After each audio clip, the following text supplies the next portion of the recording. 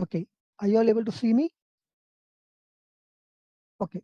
So my name is Sanjay. Full name is Sanjay Ramchand. I'm a BCom and a CMA. I have over 25 years of work experience. Uh, Maybe about 18 plus years in the corporate world. Before that, it was more about in a partnership firm. And I've done my CMA. I'm a certified management accounting, and I'm also faculty with Uplift. I teach CMA to the students. And like many of you all, I also did my CMA while I was working, and I did my CMA after 25 years of graduation. So it is not that you cannot do it. If I can do it, you can do it. Okay. I did it after 25 years of graduation, but it required dedication, effort, both dedication, effort, and time. Very important. You have to devote time to, you know, uh, practice what you're learning in the class, go back, read through the material, attempted questions which are there in the question bank. All of that is required because we tend to lose touch when we get into work. We focus only on certain aspects of accounting, not the entire gamut of accounting. So we need to get back into the groove, and we need to start you know uh, understanding the other concepts as well. So it requires effort, it requires time, it requires effort, it requires dedication. uh, if you are able to give in this much, there's no reason why you cannot pass the exam. Having said that, I will tell you that unlike your university exam, that is your BCom or your BBM, it is not that easy. Okay, it is not something that it's not a cakewalk. Basically, it is not a cakewalk. You have to work hard. Similarly, having said that, I will also tell you that it is not as difficult as your CA or your ICWA, where your pass percentage is only 3-4%. No, here in CMA, the average pass percentage is anywhere between 45 to 50%, approximately. I'm saying 45 to 50% across the world, across India also. Okay, so it is not that you cannot do it. It is not that easy also that you can take it lightly and relax and say, okay, I will pass the exam. No, it requires effort, but you can crack it. That's about the CMA exam. I see some more new names. Sri Ganesh Vati, Tushar Makhan. Can you please introduce yourselves? Sri Ganesh, you can unmute your mic and talk. Yes, sir. Yeah, please introduce yourself. I'm Sri Ganesh, Hmm. being a marketing professional. Okay. I having completed my BCom 9 to Hmm. 10 years ago in Hmm. 2011 almost. Hmm. After that, I have taken a different area, taxations, stock markets, banking, FMCG. I got a various marketing experience. I Okay. just see about the MBA and Hmm. uh, I discovered the CMA course Okay. and think finance was my core interest Hmm. and think about CMA. Can I do it or not do it? Financial budget, syllabus study, passing percentage, the time is most important factor. Hmm. Last 1.5 hour, the time was going on in pandemic, COVID. Hmm. The time was Yes. wasting. And can't say about we have got 6 month or 9 month or 10 month, 12 month. I think Hmm. about if I taking any other courses Hmm. as a professional course from IIM, the fee are too high and the Hmm. scope nothing as such as at a graduate level. BCom क्या है, कोई भी हो जाता है, BCom have no value. Hmm. तो BCom value 10-15 साल पहले इसका वैल्यू था. अब एमबीए Hmm. का भी कोई वैल्यू नहीं रह गया. अब एमबीए भी गली गली में दिखते हैं sir. Right. Even though CA ICWA का भी रिजल्ट अच्छा आने लग गया है, सीएस का भी रिजल्ट अच्छा आने लग गया है. इस प्रोफेशनल Hmm. एरिया में अगर वर्क करना है तो कुछ अच्छा डिग्री चाहिए था, वो ढूंढ रहे थे और सीए में Hmm. मिल गया. Then Okay. I Where are am you? Very Where are you based, Ganesh? Mm, Where are you I'm from living? Maharashtra, Maharashtra, born which and part brought of up in Maharashtra? Jalgaon. My Jalgaon. marketing and professional experience from Nasik, and recently I turned here to Mumbai, Goregaon. Okay. So, welcome to the class. I'm Thank you, sure sir. you would have heard my introduction. If not, my name is Sanjay Ramchand. That's Yes. my full name. I have over 25 years of work experience. I'm a BCom and a CMA, and I'm also a faculty with Uplift. Right? Yeah. So, welcome to the class. Thank you, sir. Tushar, can you please introduce yourself? Hello, sir. Good evening, sir. Good evening. My name is Isha Makan. I've completed my graduations in 2018. Mhm. After that, I'm looking for some professional course, and I'm working with CA firms, and I'm working as a GST auditor. Okay. So, you're into indirect taxes. Yeah, indirect taxation. I'm also doing a direct taxation, but I'm perfection in indirect taxation, GST audit. Okay. Right. I'm looking for And a professional role, so that's why I'm CMA is a good for me. mm, and where are you based? Delhi. Delhi. And are you enrolled in the class or are you here for a demo class? Demo class. You're here for a demo class. Okay. Yeah, it's my first class. Yeah. So welcome to the class. Thank I'm starting a new topic, so you've come at the right time because if you come somewhere in the middle of a session where I've already started the topic, it becomes Okay. difficult to understand what's happening. Yeah, But yeah. you've come at the right time because I'm starting a new topic today, Okay, and sir. you should be able to understand what I'm going to teach. Yeah, So right, sure. so we're done with the introductions. We are ready to begin the class, Mm-hmm. and I see a lot of my students back over here. So Mm-hmm. it's great to be back. I took a break of 1 week due to personal reasons, and it is Okay, great to be back in the class. okay. So let's get the class started. So let me just share something. Yeah, Just give me a minute. And a request to all of you all, while the class is going on, please keep your mic on mute. Please do not talk or interrupt the class or switch on your mic because there could be a background noise and you might not be able to hear clearly what is being said. The other students might not be able to hear you clearly. Okay, so please keep your mic on mute unless and until you really want to ask something. If I'm in the middle of an explanation, please wait till I complete the explanation. Okay, otherwise you lose your questions may be answered in the explanation I'm giving. But if you don't get an answer to the question you have on your mind, okay, you can just ask me once the explanation is over, right? right. So please keep your mics on mute. It's a request.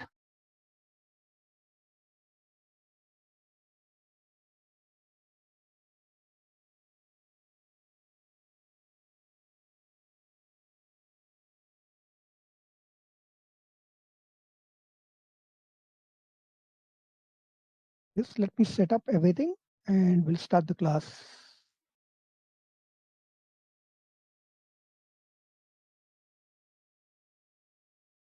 Okay.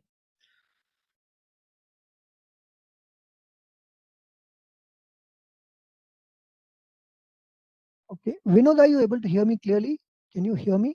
Just you can type your message yes if you can hear me, no if you cannot hear me. Yes, I can hear you now. Yeah. Okay, great. I can also hear you now. Great. Thank you. Thanks. Okay, let's get started with the class. So we are going to study variance analysis. Okay. So people who have attended my section B class would know what variance analysis is because I very briefly touched upon variance. Okay, it was a very brief, it was a passing comment kind of a thing on variance, but still it gave you an insight into what variance is. Can anybody tell me what do you understand by variance analysis?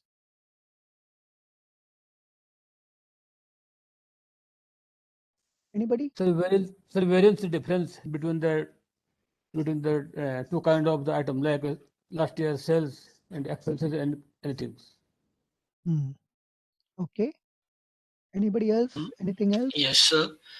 Sir, the variance analysis is basically a comparison between the budgeted uh, like income statement. It can be income statement and the actual income statement, and like the budgeted income statement is different from the performer.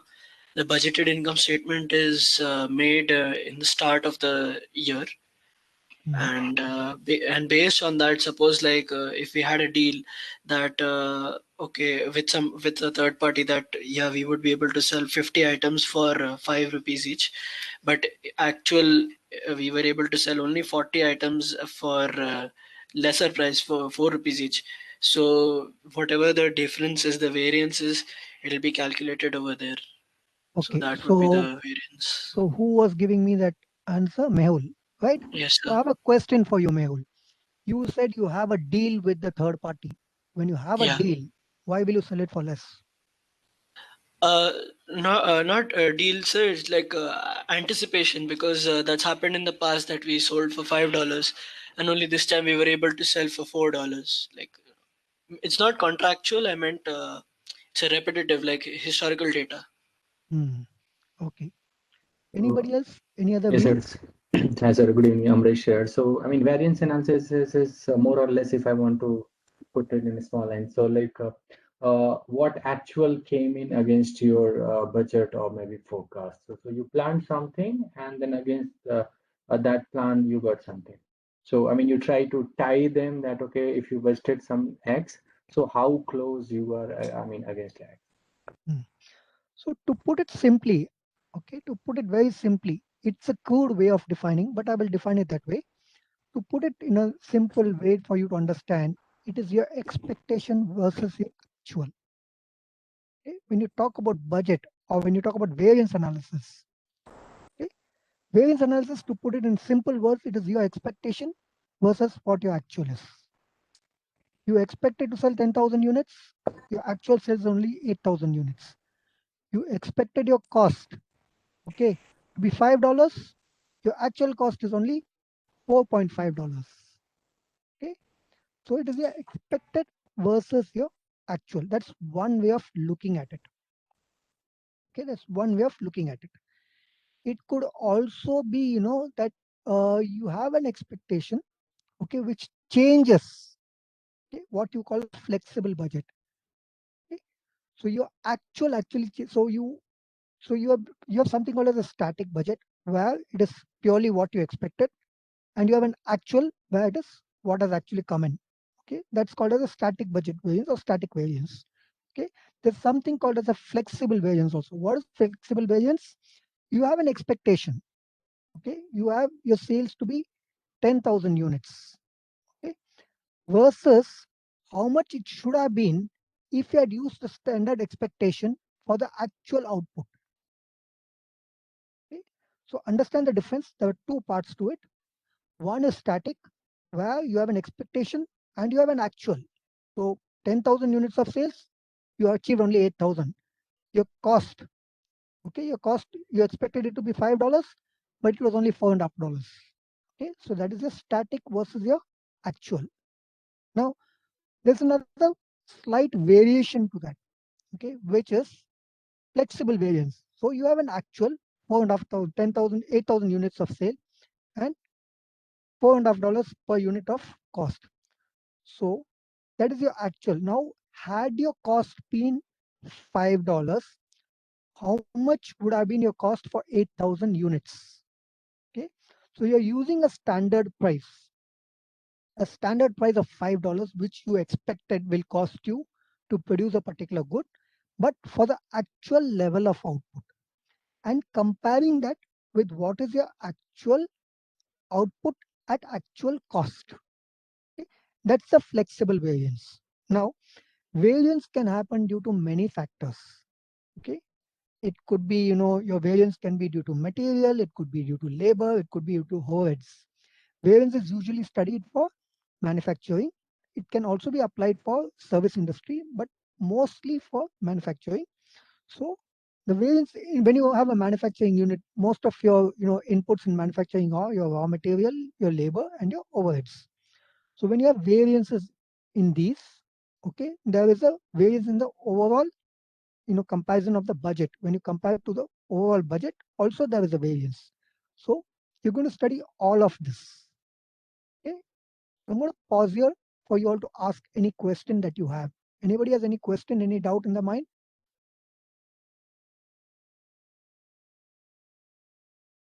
Any question, any doubt? No? Can I move ahead? Okay. So what is variance analysis? Variance analysis is the comparison between the actual results for the period and budgeted results. Budgeted results are nothing but your expected results. Okay. You have created a budget. You expect something to happen. Based on that, you have given it numbers. That's basically your budget. We studied that, isn't it? What is budget? Putting a numerical value to your projection, right? I told you this, when we studied budgeting, that you're putting a numerical value to your projection, to your forecast, right?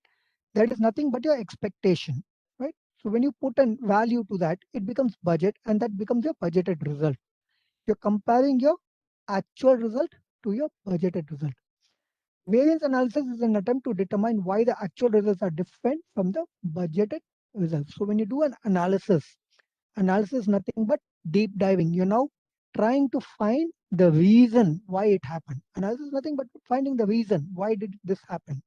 Why was there a difference? I expected my cost to be $5. Why was my cost only $4.50? I expected to sell 10,000 units. Why was I able to sell only 8,000 units?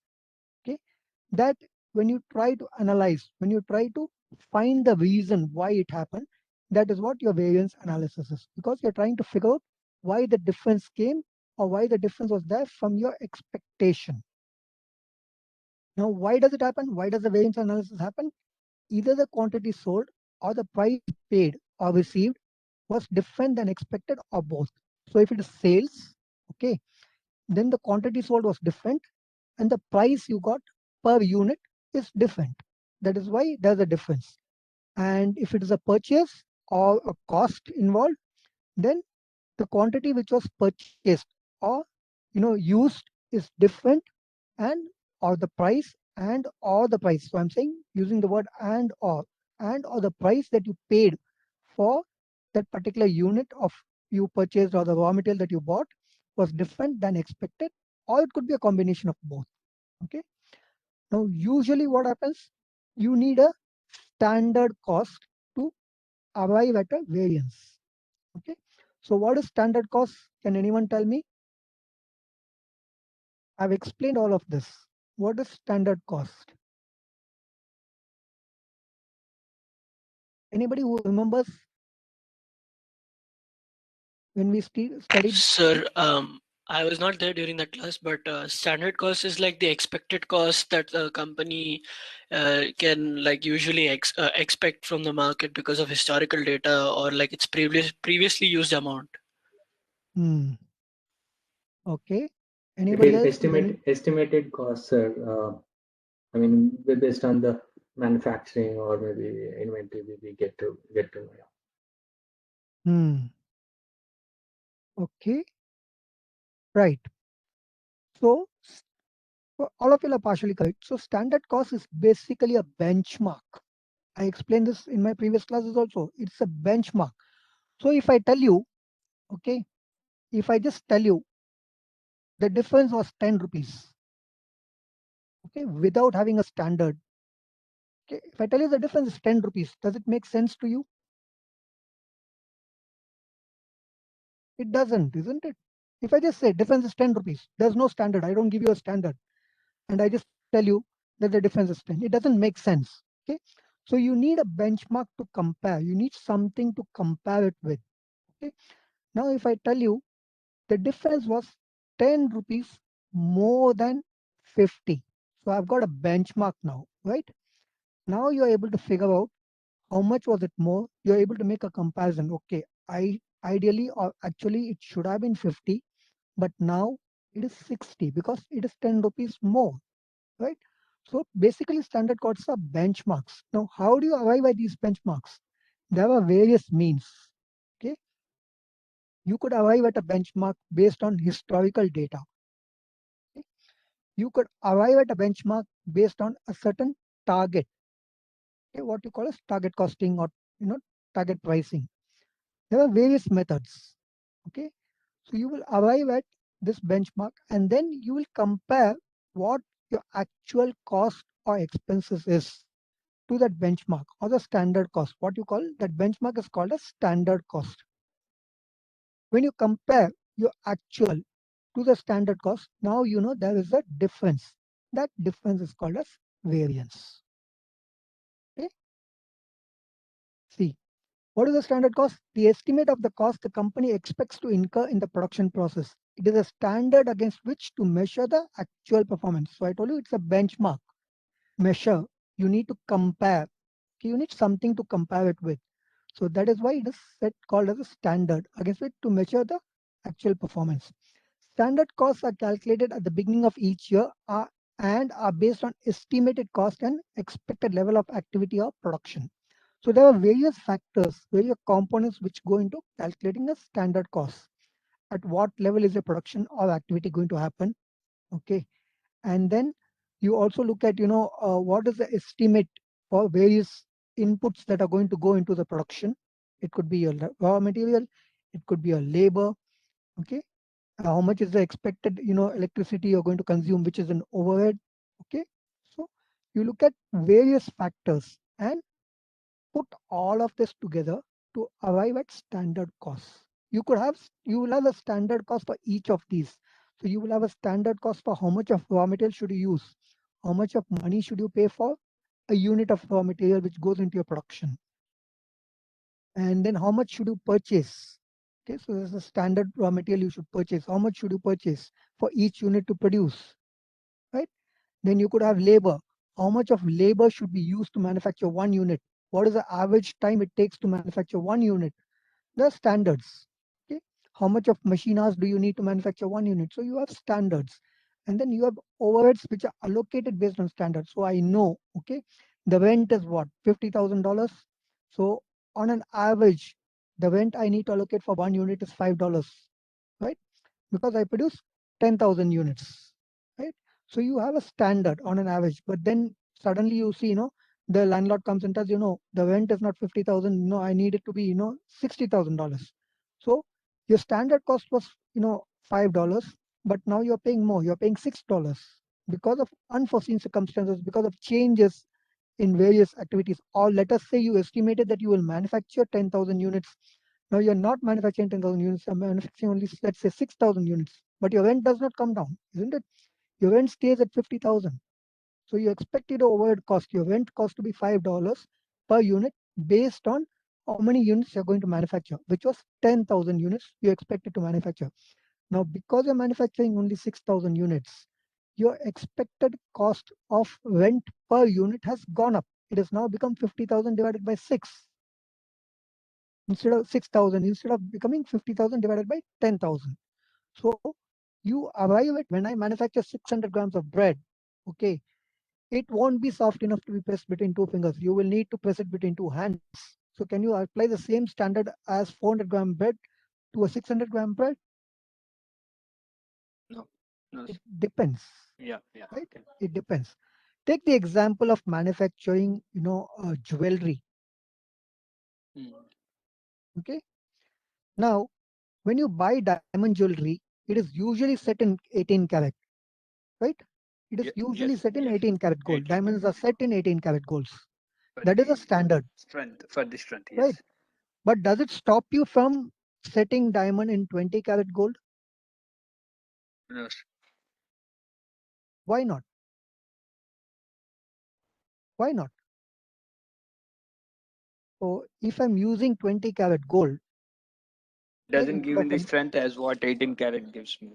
maybe, To but but my craftsmanship is so good that I can guarantee that it will be as good as an 18 karat gold, okay, right?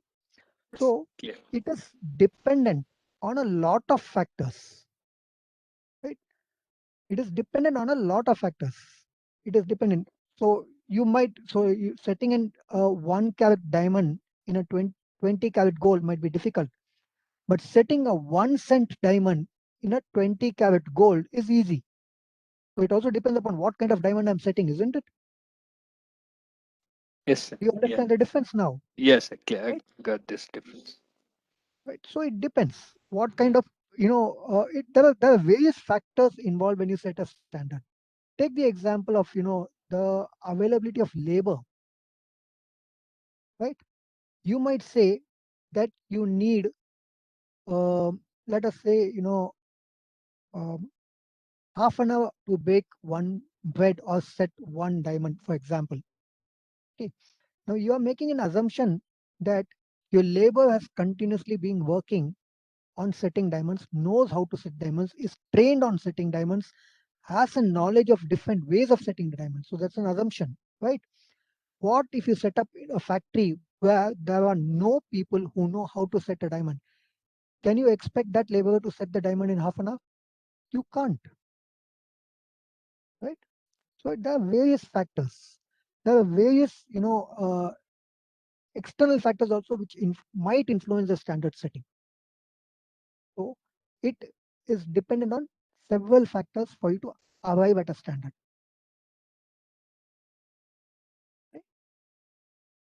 Another way of setting a standard is target costing.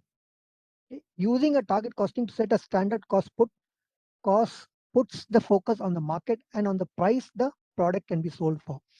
A target price is the price the firm can sell its produced product for, and target cost is the cost that must be attained for the firm to realize its desired profit margin for the product. Once the target cost has been determined, detailed standards are then set to attain the desired cost. So it is basically a reverse costing. Okay.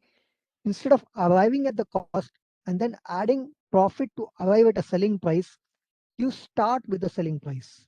You know very well that you cannot sell instant noodles for more than 12 bucks in the market for whatever that packet is, that Maggie packet, whatever you get, because it is very competitive. If you charge anything about 12 rupees, nobody will buy it, right? Because there are substitutes or there are competitors' products available for 12 rupees. So nobody will buy it. So you start with that price. My selling price should be 12, right? So if my selling price is 12, okay, and I need a profit of 25%. So 12 into 25% is how much? Can you calculate and tell me? 12 into 25% is how 15. much? 15. How can it be 3. 15? 3. Yes. 3. So if I want a profit of 3, then what should be my cost? If my selling price is 12, and if I want a profit of $3, so what should be my cost? 9. 9. So now I 9. know what my cost should be. So based on that cost, I can set a standard of what the cost of my raw material should be. I can set a standard of, what the cost of labor should be. I can set a standard of what the cost of overhead should be. So I started with the selling price, right? I calculated what is the expected profit I want to earn to arrive at an cost. Okay, my cost should be either 9 or less than 9. Now that I know what my cost is, sorry, I can set the standard based on that cost to be attained. Okay, so that is target costing. It is a reverse method of costing. Instead of calculating the cost and then the profit and then the selling price, you start with the selling price to arrive at your what profit you want, and then to based on that you get or deduce what your cost should be. Strategic decisions. Strategic decisions may affect the product's standard cost. For instance, a decision to replace an obsolete machine with a new computer controlled machine would require an adjustment to the standard cost for the process. So what are strategic decisions? Strategic decisions are something which, okay, are needed to be taken for the benefit of the entire business. It may not be for the benefit of one product, it may not be for the benefit of one department, but it is something which is taken at a very high level. Okay. So because you take a decision at a high level, there could be implications on the cost at the lower level. Okay. When there are implications on the cost at the lower level, then you need to revise the standard to reflect the new cost, either which is revised upward or revised downward. Whichever way, you need to revisit the cost because a decision has been made and that decision is impacting the cost of the raw material or the product or the whatever it is, production or the produce. So you need to revisit that standard now based on the decision which was made. Okay. So that is strategic costing or strategic decisions. Now, what are the levels of variance analysis? Okay, there are 3 levels. Okay, variance analysis or comparison between the actual and the budgeted or the standard results happens at 3 levels. One is a static budget variance. It is very, very simple. Okay, I estimated XYZ, my actual is ABC. So I compare these two. Okay, estimate versus actual. Just compare these two. That is at a basic level. That's a static budget variance because there is no recalculation. Whatever is actual, whatever I budget, compare these two. Flexible budget and sales volume variance. Now, here there's a comparison. Okay, there is an estimate and there's a standard. The estimate is based on a standard. And now there's an actual level of output or activity. Had that been at a standard rate, okay, what would the budget have been? So comparing a standard activity at a standard price, okay, versus a actual activity at the standard price. When I say activity, it could be either production or it could be a cost. Okay. So now you're comparing what your actual at a standard rate would look like when compared to a standard at a standard rate. Okay. So that is flexible budget and or sales volume and sales volume variance. So sales volume is again nothing but a change in the level of output. Manufacturing input and sales variance. So manufacturing input. Now when you talk about manufacturing input, you're going down one more level. When you go down one more level, now you're looking at raw material, labor, and overhead. Why was that variance in the flexible budget? You saw a variance, isn't it? Why did that variance happen? Did it happen due to raw material? Did it happen due to labor? Did it happen due to overheads? Okay. Now you're going one level down. Whatever flexible budget, whatever variance you saw. So for example, you saw that your standard was $5 for 10,000 units. So you should have spent 50,000. But you produced only 8,000 units at $5. So it is 40,000. Now, why did you produce at 8,000 units? Is it because there was a material shortage? Possible. That is why you produce only 8,000 units. Now you're going manufacturing input. So now there's a variance in the material, right? Now there's a variance. You have the flexible budget variance because there's a variance in the material. There was a raw material shortage. Your estimation of raw material was wrong. So you could produce only 8,000 units because there was a variance in the estimate of raw materials. One level below flexible budget. That is your manufacturing input variance. Similarly, is the sales variance. You will see that in detail when we study the the different variances. But this is the third level. Okay. So here is an example of static budget variance. These are my actual results. Okay, and this is what I estimated or budgeted. The difference between these two is a static variance. Line by line, I've calculated. You can see it. I estimated that I will produce 24,000 units, but I produce only 20,000 units. So there is a variance of 4,000, which is unfavorable. Okay. I estimated that my revenue will be $2,880,000, but my revenue was only $2,500,000. So there's a $380,000 unfavorable revenue. That means there's a shortfall in the revenue. Okay. My direct material cost should have been 1,440,000, but I used only 1,243,200. That means my raw material costed less than what I estimated. So 196,800 is a favorable variance. Okay, because I used less than, or it costed me less than what I estimated. direct manufacturing variance, okay, or direct manufacturing labor. I estimated I will use 384,000 rupees for $84,000 for labor, but I used $396,000 for labor. That means I paid more labor. So I paid 12,000 more. That is a unfavorable variance. Manufacturing overhead, variable manufacturing overhead. I estimated that I will spend 288,000 on variable manufacturing overhead, but I spent only 261,000. So that is a favorable variance. So if I add up all of these, there is a total favorable cost of $211,800. Is it 211,800?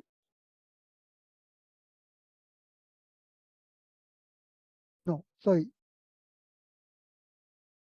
It should be 2,118,000. 2 million, yeah. 2,118,000 favorable, right? So because of all of this, there is a difference in the contribution margin. Okay, there's a difference in contribution margin of 1,068,000. So I think they have omitted this. There's some confusion. I think. Wait, let me total it up.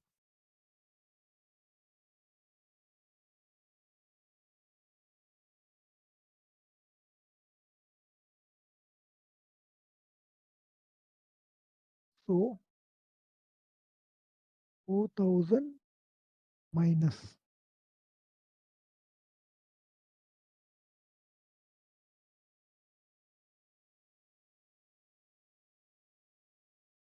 and then minus 380,000.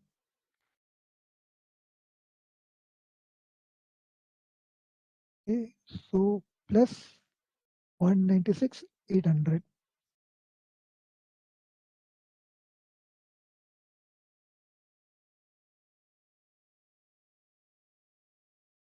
Plus 1,000 plus 27,000.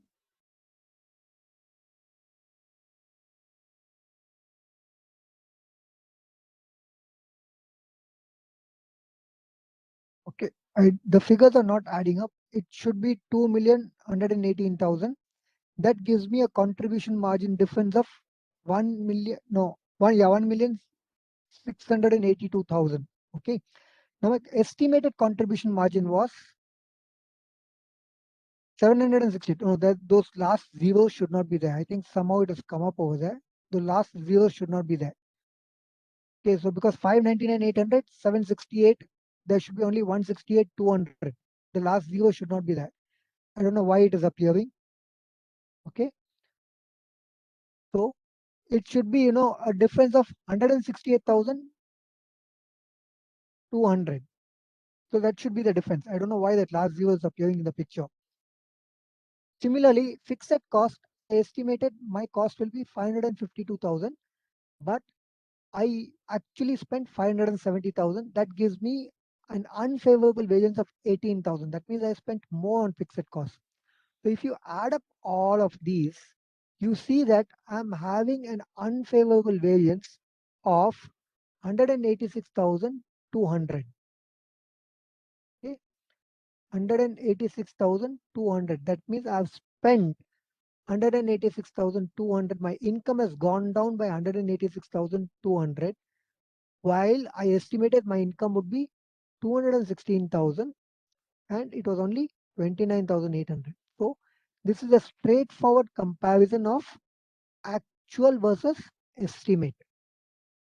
Okay, it's a straightforward comparison of actual versus estimate. So this is an example. So if you are asked to calculate in your question, if you're asked to calculate a static budget variance, this is how you will do it. You will compare your actual with your estimate or budgeted. Okay, and you will get a static budget variance.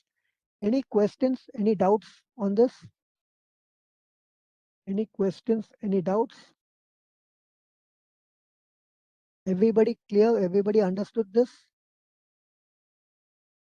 Yes, sir. Right.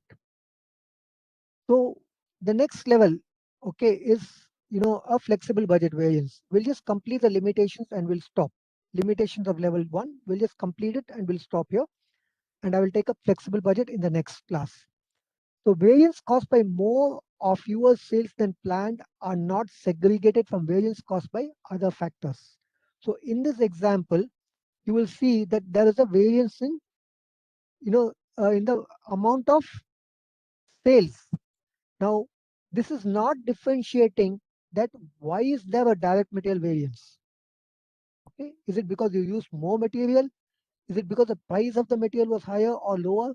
You're not differentiating the variance which is caused due to a difference in sales and a variance which is caused due to other factors. Okay.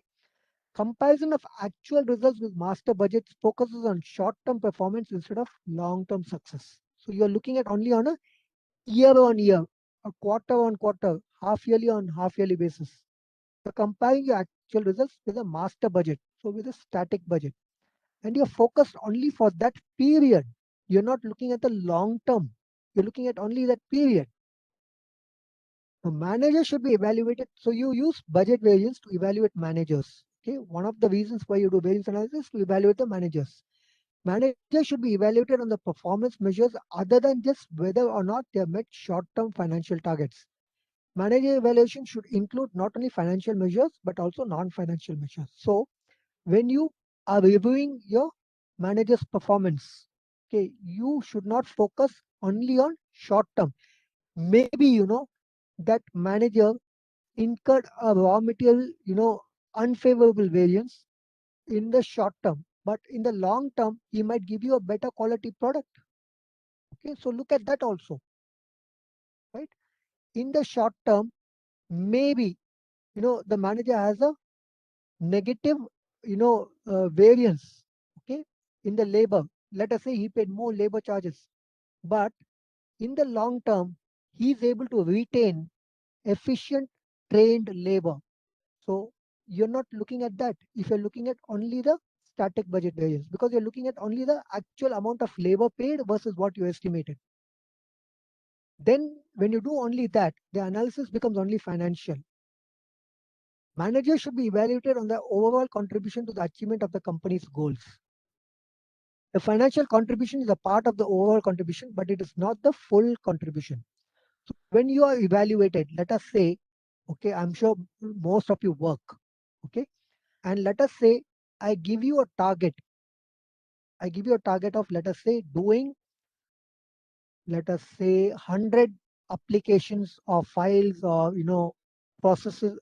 processing in 7 hours or 8 hours of day in a day, okay, and there are 5 team members.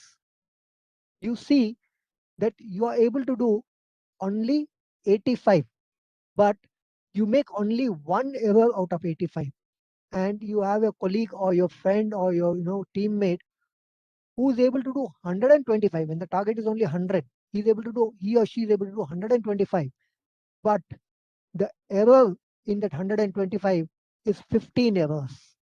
Now can you tell me who is a better person or a better better, who's giving you a better productivity? Is it the person who's doing 125 and making 15 errors, or a person who's doing only 85 and has only one error? Who's Second giving one. you? Why the second one?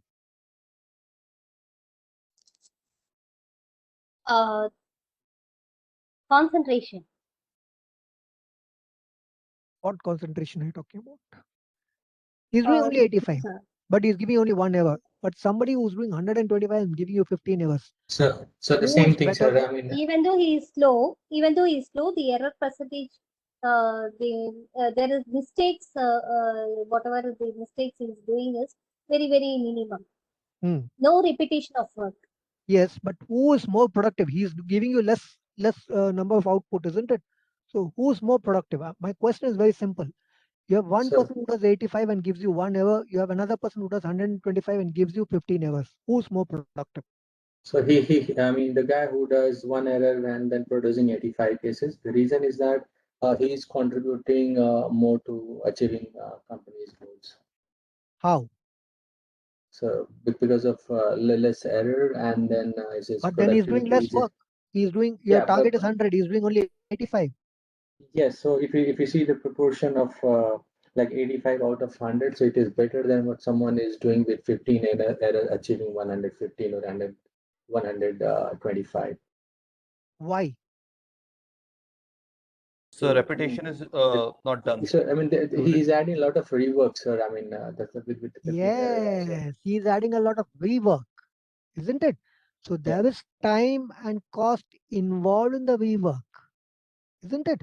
So now you tell me who's more efficient, the guy who's actually doing the job in the first attempt itself, or the guy who needs to do it twice, isn't it?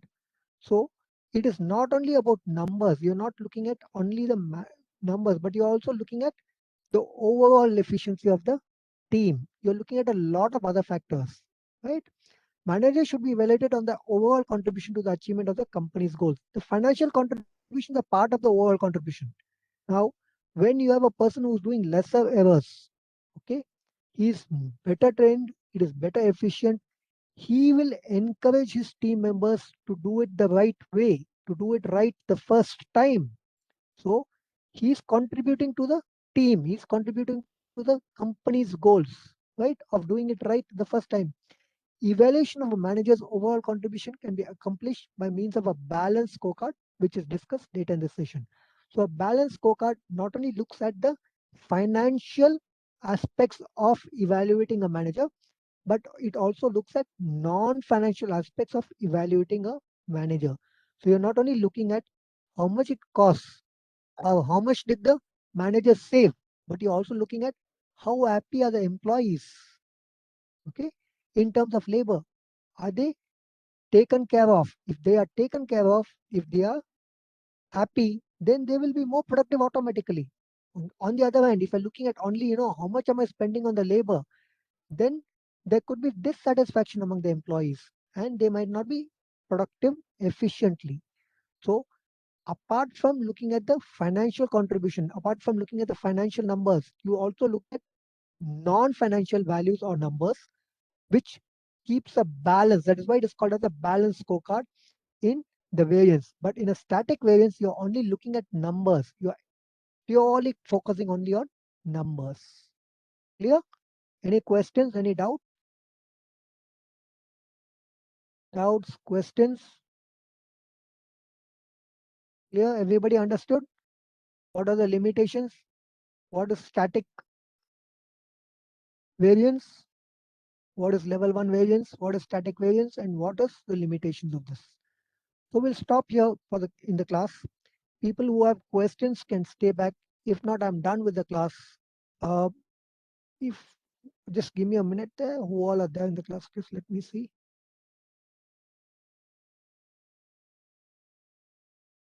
What happened to my... Okay. So let me stop recording first.